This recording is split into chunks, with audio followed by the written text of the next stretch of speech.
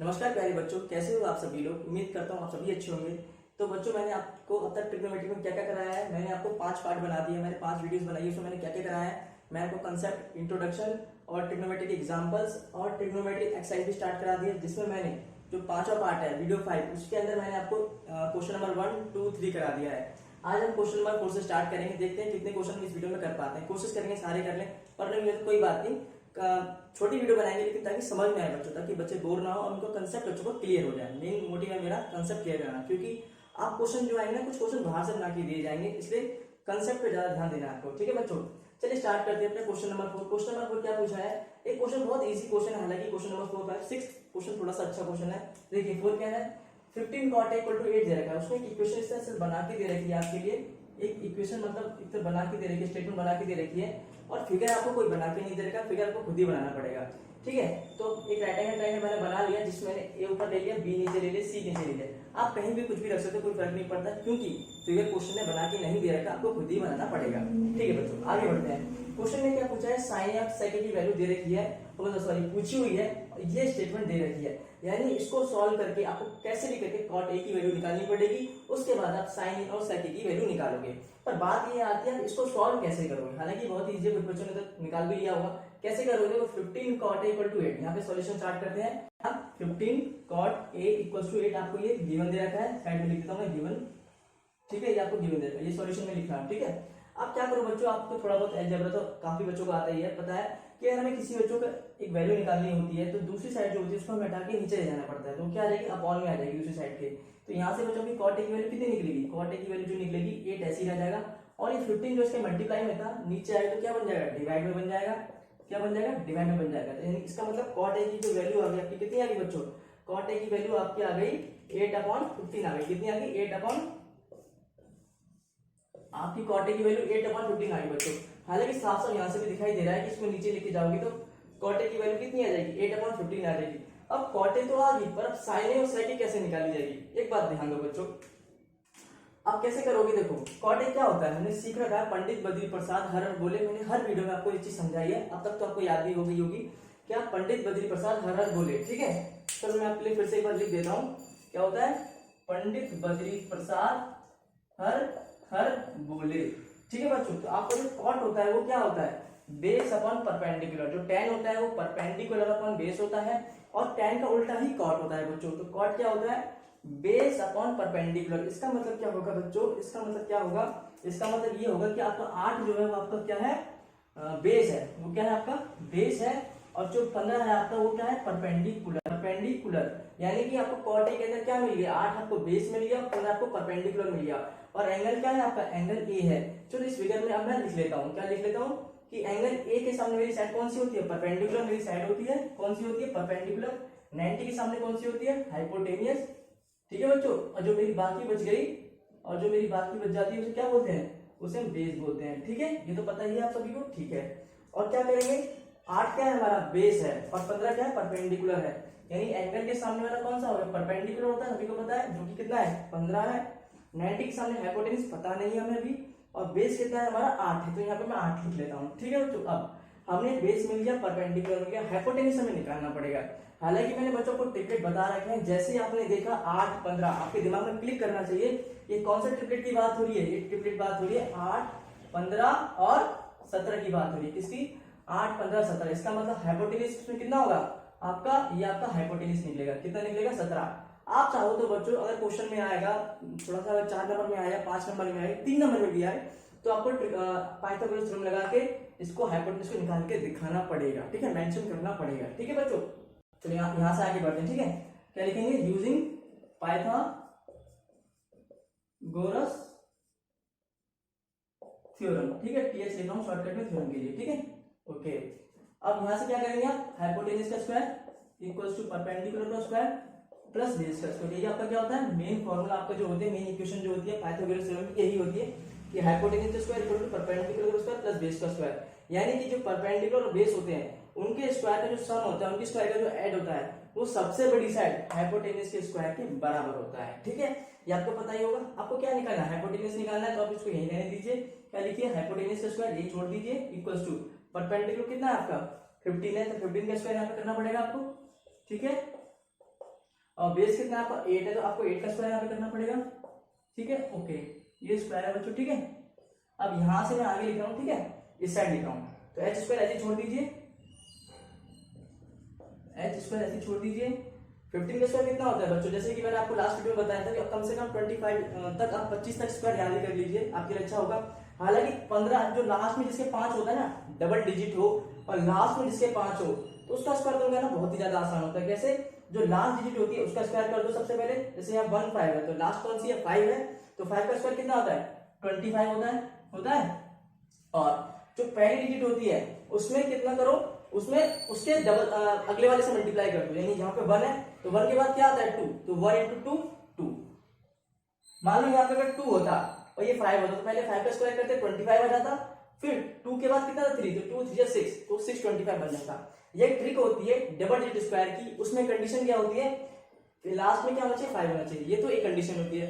हालांकि मैं एक और वीडियो बना दूंगा जिसके अंदर मैं आपको ये भी बता दूंगा कि आप कैसे भी किसी भी डबल डिजिट का स्क्वायर कर सकते हो, चाहे उसके पीछे 5 आए या ना आए। ठीक है, ओके, तो ये बच्चों क्या है आपका 225 ये आ गया आपका। ठीक है, ओके, प्लस का आपने यहाँ प्लस तो आ लिया। ठीक है, 8 का स्क्वायर तो सभी को पता है 64 होता है। ठीक है बच्चों, ओके, यहाँ तो कोई दिक्कत होनी नहीं चाहिए और होगी भी नहीं। अब आगे आगे बढ़ते हैं बच्चों, देखो इसको ऐड करेंगे, 225 और 64 को ऐड करेंगे, कितना आएगा, 5 और 4 9, 2 और 6 8 और 2 का 2 289 आ जाएगा। यानी हाइपोटेनस का स्क्वायर आपको कितना है 289। पर आपको हाइपोटेनस का स्क्वायर नहीं निकालना, आपको हाइपोटेनस निकालना है। तो h की वैल्यू कितनी आ जाएगी इसके अंदर, ये स्क्वायर आएगा रूट में आएगा, तो इसकी कितना आ जाएगा 289 आ जाएगा। तो h की वैल्यू रूट 289, पर रूट 89 का स्क्वायर रूट कितना होता है 17 होता है। कम से कम आप 20 से 25 तक स्क्वायर रूट भी याद कर लीजिएगा। ठीक है, हालांकि आसान है, कोई बहुत बड़ी बात नहीं, बहुत ईजी है। ठीक है, इसके बाद बच्चों मैं आगे लिख रहा हूँ। ठीक है, h की वैल्यू कितनी आ जाएगी आपकी 289 में जो स्क्वायर रूट होता है 17 होता है। आप कैसे चेक कर सकते हो, लास्ट में 7 आ रहा है तो 7 का स्क्वायर 49, तो लास्ट में यूनिट डिजिट 9 आ रही है, तो इस तरह से आप थोड़ा हिट एंड टाई लगा के चेक कर सकते हो। क्योंकि 15 का स्क्वायर 225, 16 का 256 और 70 का 289 होता है। ठीक है, यहाँ से आपकी h की वैल्यू कितनी आ गई 17 आ गई। हालांकि मैंने जैसे ट्रिपलेट बताया था आपको, क्या बताया था मैंने 8 15 और 17 का बताया था, आगे ना 17। तो जब ये ट्रिपलेट आप लगाओगे ऑब्जेक्टिव वाले क्वेश्चन में, जैसे एमसीक्यू क्वेश्चन आएंगे ना, तो वहां पे इतना टाइम थोड़े ना खराब करेंगे, पाइथागोरस लगाएंगे, वहां ट्रिपलेट देखा आंसर निकाला सीधे छोड़ो आगे अगले क्वेश्चन में बढ़ेंगे। ठीक है, उसमें इतना टाइम नहीं खराब करेंगे हम। ठीक है, तो यहाँ पे h की वैल्यू कितनी निकली आपकी, h की वैल्यू 17 निकल के आ गई। इसका मतलब मैंने निकाल लिया हाइपोटेनस हमारा कितना आ गया, ये हाइपोटेनस हमारा 17 निकल के आ गया। अब मेन हमारा काम होता है बस एक साइड ही निकालना होता है, उसके बाद तो बहुत इजी क्वेश्चन रह जाता है, उसमें कुछ नहीं जाता। ठीक है बच्चों, अब हम क्या करते हैं, इसको मैं यहाँ से थोड़ा हटा देता हूँ ताकि जगह बच जाए मेरी। अब आइए बच्चों अपने मेन क्वेश्चन पे आते हैं। क्या पूछा है, साइन ए साइड के पूछा है। उसने एंगल कौन सा दे रखा है ए, तो मैंने इसके एंगल क्या माना है ए। अगर वो एंगल सी बोलता तो मैंने यहाँ पे क्या रखा सी, और जब सी रखता तो उसके हिसाब से परपेंडिकुलर और बेस मेरा चेंज हो जाता। ठीक है, फिलहाल हमारा ऐसा ही रहेगा, ये परपेंडिकुलर, ये हाइपोटेनस, ये बेस, ये 15, ये 17, ये 8। ठीक है, साइन पूछा है, साइन क्या होता है आपका, ये साइन आपका ये होता है परपेंडिकुलर अपॉन हाइपोटेनस, आपका साइन होता है परपेंडिकुलर अपॉन हाइपोटेनस। परपेंडिकुलर कितना है 15, हाइपोटेनस कितना 17, तो आपका आंसर कितना आ जाएगा बच्चों, आपका आंसर आ जाएगा 15 अपॉन 17। कोई दिक्कत नहीं, बहुत इजी क्वेश्चन है। ठीक है, सेक क्या होता है, सेक कॉस का उल्टा होता है। कॉस क्या होता है बेस अपॉन हाइपोटेनियस, तो सेक क्या होगा हाइपोटेनियस अपॉन बेस। तो हाइपोटेनियस कितना है 17 और बेस कितना है 8। ठीक है बच्चों, तो यहाँ पे आपके दोनों जो क्वेश्चन है उनके आंसर आपके आ जाते हैं। क्या क्या आपके आंसर आए, आपके जो आंसर आए साइन ए की वैल्यू आई आपकी 15 अपॉन 17 और सेक ए की वैल्यू आई आपकी 17 अपॉन 8। कैसे, ये आपका क्या होता है परपेंडिकुलर अपॉन हाइपोटेनियस, ये क्या आता है आपका hypotenuse upon base, hypotenuse upon base. ठीक है बच्चों, बहुत इजी क्वेश्चन था, बस एक स्टेप हमें ये करना था कि इसमें मैं हाइपोटेनियस की वैल्यू निकालनी थी, बाकी एक ये थोड़ा सा था, इसको थोड़ा सॉल्व करना। बहुत इजी क्वेश्चन, बहुत ही ज्यादा इजी क्वेश्चन है। ठीक है, कुछ भी नहीं है। और आपके लिए फायदा ये हो गया है बच्चों की आपकी 8.1 और 8.2 ही आपकी पेपर में आएगी। ठीक है, गवर्नमेंट एग्जाम के। ठीक है, और मेरी प्राइवेट एग्जाम में भी ऐसा ही होगा, प्राइवेट स्कूलों के एग्जाम में भी ऐसा ही होगा। क्यों क्या कर देखिए, जो 8.3 8.4 है कटवा दी गई है, तो आपकी तो एक्सेस तो वैसे ही कम हो गई, दो ही बच्ची, तो उसमें मेहनत कर लेना। और थोड़ा ना कंसेप्ट पे ज्यादा ध्यान देना कि 40% ऐसा सुनने में आया है।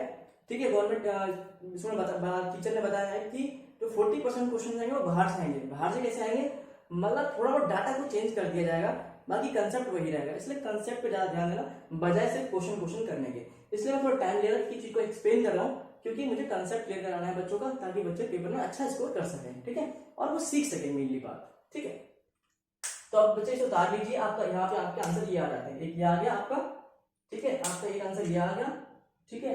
और एक आपका ये आ गया साइन आया 15/17, सेक आया 17/8। ठीक है बच्चों, आपका यहाँ पे 4 क्वेश्चन कंप्लीट होता है। ठीक है, आप इसे उतार लीजिए, वीडियो को पॉज कीजिए, उतार लीजिए, फिर हम बढ़ते हैं नेक्स्ट क्वेश्चन, क्वेश्चन नंबर 5 पर।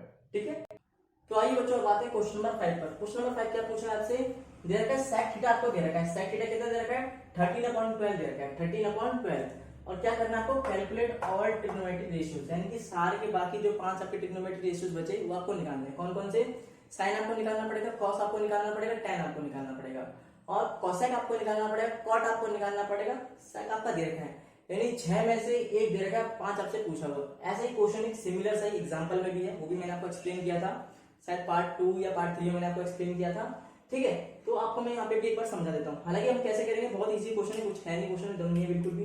क्या पूछा है, सेक थीटा बराबर दे रखा है उसमें 13/12, 13/12। सेक थीटा क्या होता है आपका, हाइपोटेनियस अपॉन बेस होता है। ये फिर से लिख दो एक बार, चलो लिख देता हूँ, आपको याद हो जाना चाहिए आपको। ठीक है, पंडित बद्री प्रसाद हर हर बोले। ठीक है, कॉस का उल्टा सेक होता है। ठीक है, आप बस 3 याद कर लो, साइन कॉस टेन, उसके अपोजिट सारे हो जाते हैं, साइन का अपोजिट कॉसेक, कॉस का अपोजिट सेक, टेन का अपोजिट कॉट।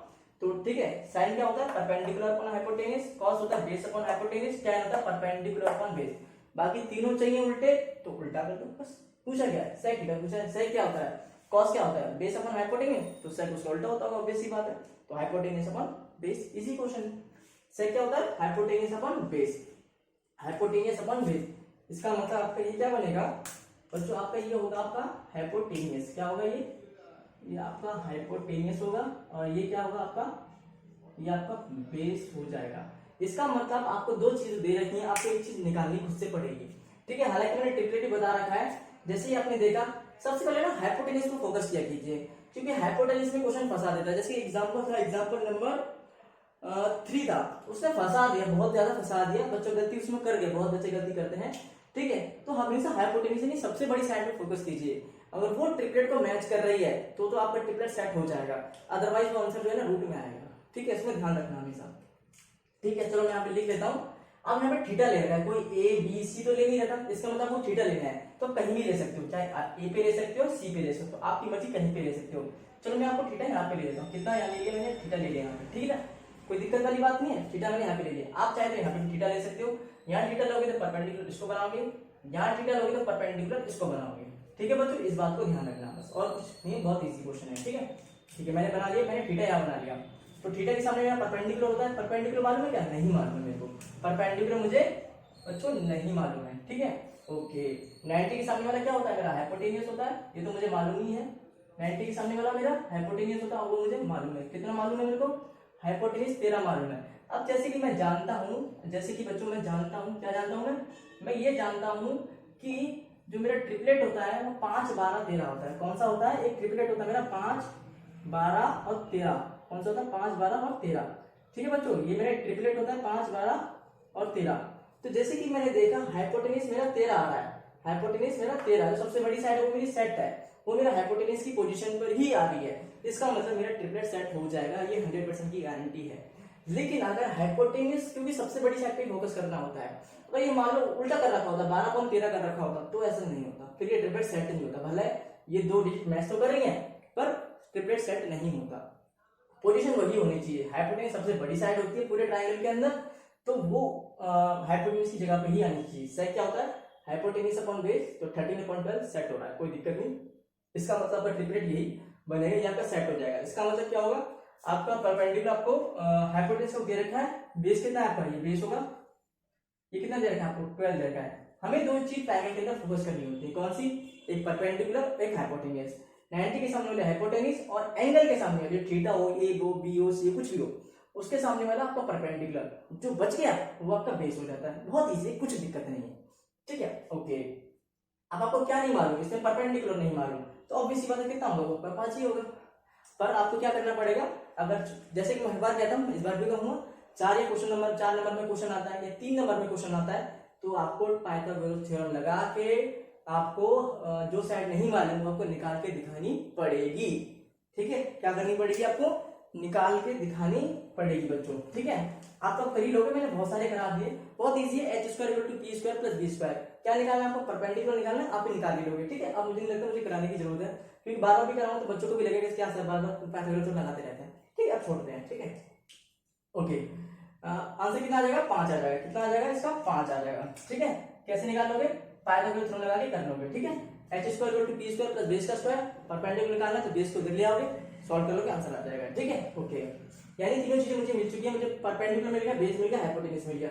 अब फटाफट मैं सारे ट्रिग्नोमेट्रिक रेशियो निकाल लेता हूं, ठीक है। एक बार लिख लेता हूं फटाफट, sin theta, cos theta, tan theta, cosec theta और cot थीटा, ठीक है बच्चों, ठीक है।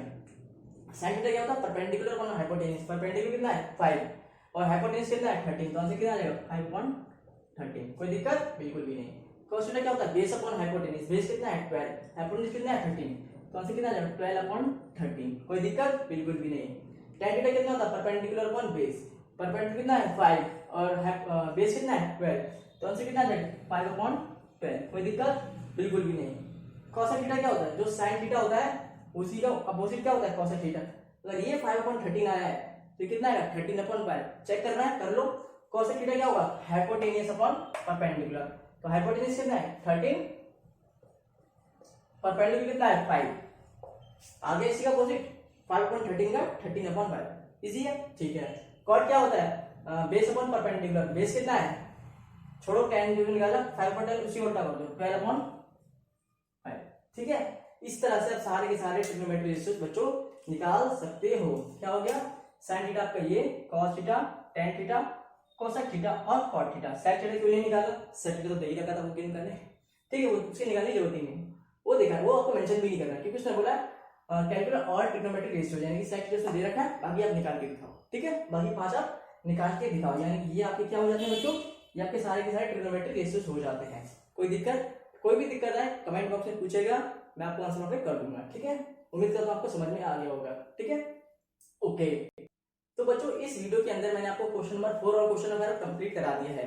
बाकी के जो क्वेश्चन होंगे मैं आपको नेक्स्ट वीडियो में कराऊंगा, क्योंकि मैं चाहता हूँ वीडियो छोटे हैं, बच्चे आराम से देखें, आराम से सीखें। मुझे कोई जल्दीबाजी नहीं है, क्योंकि 2 एक्सरसाइज आपकी वैसे भी कटवा दी गई है, तो 2 एक्सरसाइज ही आपकी बाकी है, ठीक है। 2 एक्सरसाइज आपको करनी है, तो एक एक्सरसाइज ऑलमोस्ट आधी मैंने कंप्लीट कर ली है, ठीक है। 5 क्वेश्चन तक कर लिए। कितने क्वेश्चन है इसके अंदर, 10 क्वेश्चन। एक तो बात आपका ट्रू फॉल्स है, तो हम 1-2 वीडियोस में कंप्लीट कर लेंगे, पर आराम से सीखेंगे, मजे से सीखेंगे, कंसेप्ट क्लियर करते हुए चलेंगे। मैं आपको इसके बाद कुछ आर डी शर्मा के क्वेश्चंस भी करा दूंगा, क्योंकि बहुत अच्छे क्वेश्चंस होते हैं आर डी शर्मा के, और एक सैंपल पेपर मेरे पास पड़ा हुआ है, उसके भी क्वेश्चन आपको करा दूंगा, ठीक है, ट्रिग्नोमेट्री के। और एक जैसे मैंने बोला है, एक मैथ का चैप्टर होने के बाद एक चैप्टर में आपको साइंस का कराऊंगा, ठीक है। ओके, अगर आपको बच्चों ये वीडियो पसंद है तो प्लीज वीडियो को लाइक कीजिए, चैनल को सब्सक्राइब कीजिए और अपने सभी दोस्तों में शेयर कीजिए। तब तक अपना ख्याल रखिए, अपने परिवार का ख्याल रखिए। मिलते हैं अगली वीडियो में। राधे राधे।